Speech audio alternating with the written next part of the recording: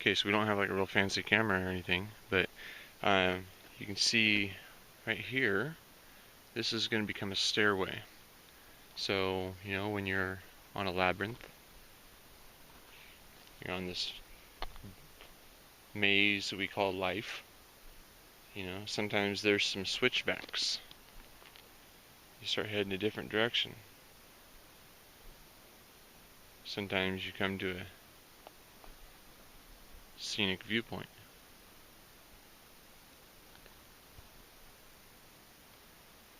Other times you might come all the way to the top of what we believe is physical. But that's where you must drop down into the center, into your own essence. And you learn about yourself when you go inwards. So, right now this isn't an easy path, because no one has paved it for us. Nobody's put any intention towards it. Once some intention has been placed towards a path, it becomes easily navigated. By the looks of it here, it's being navigated by many creatures. The dogs and little mice and cats. Everybody's kind of hanging out. Sometimes you come up to these points where you end up just going back and forth a little bit. And you come to a big step up. Oh, and that must be Hossaru. Sometimes a path will lead you to places you just didn't even know you wanted to go. You can take the long path, you can take the short path. You can take the steps that get you to the top right away, or you can just kind of meander around and enjoy the view.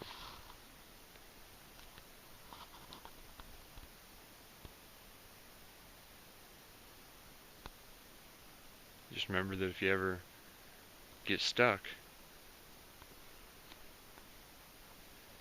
you just go back to the same point, to the sane point, to the, hey, I really felt comfortable here, and I made a choice of left or right. And this path might take me all the way down the hill. But as soon as I put some intention to it, this path is going to kind of cut us back and forth across the hill here. And it'll be another way up. Or it'll be a step down. And you might go to a dead end. That's where you need to realize you got to turn around. Go back to the last place, your sane place that you were doing really well, that you enjoyed your life, and make a different choice. And maybe that choice happened when you were 5 or 6 years old, and you're like, I want to be this way. And so you programmed your ego that you're going to be this way. A lot of people are just like their parents, because I'm going to be like them. Well, how about you be like you? Labyrinths help you understand that all of life path choices should be yours, because you're the one who's on the labyrinth. I mean, you can't really call up your friend and go, hey, I'm on the hillside on some mountain on this path, and I came to a dead end. I don't know what to do. Maybe you can, but maybe they're not always there.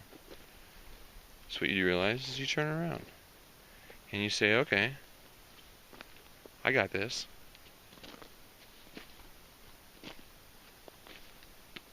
It's suggested that nearly 1 in 10 people are on depression meds right now. In America, at least.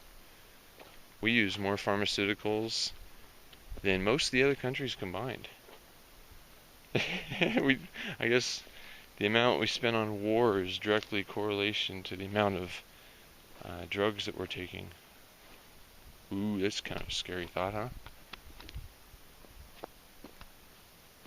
We need to recognize that if we're fighting in defense, why are we spending so much time all the way across the world? We went to Iraq because they said they had weapons of mass destruction, and no weapons of mass destruction were found. But there were a lot of people killed for that error, and yet nobody is held responsible. And it's because, well, it didn't happen to me. And we're facing I think that some of those vaccines, I think one of them is called apathy. It makes sure that you are full of apathy. And until something happens to you, it just really hasn't happened. But when we start to include everything around us as ourself, I mean, we're all God's children. Ooh, I better move uphill a little bit. That's a dangerous drop off there. So, I forgot. Here's one of the top paths. I did this about 6 months ago when it was coming into winter.